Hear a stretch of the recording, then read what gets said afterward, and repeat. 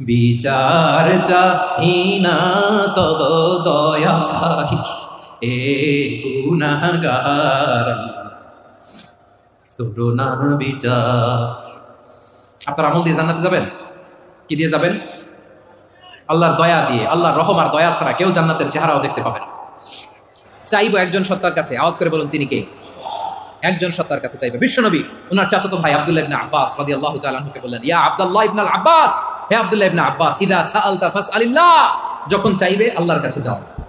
ও আব্দুল্লাহ, যখন চাইবা আল্লাহর কাছে চাও। ওয়া ইদা ইসতাআনতা ফাসতাইন বিল্লাহ, যখন সাহায্য চাইবা আল্লাহর কাছে ফরিয়াদ করো। জেনে রেখো ও আব্দুল্লাহ, ওয়া আলাম আন্নাল উম্মাতা লাউ ইজতামাআত আলা আন ইয়ানফাউকা বিশাইইন লাম ইয়ানফাউকা ইল্লা বিশাইইন ক্বাদ কাতাবাহু আল্লাহু লাক।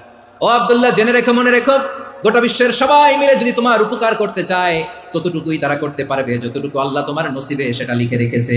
ঠিক কিনা বলেন? আর যদি গোটা বিশ্বের সবাই মিলে তোমার বিরুদ্ধে কনস্পাইরেসি করে, ষড়যন্ত্র করে, গোটা বিশ্বের সবাই মিলেও যদি তোমার ক্ষতি করতে চায় ততটুকুই শুধু পারবে যেটা আল্লাহ তোমার জন্য বরাদ্দ রেখেছে।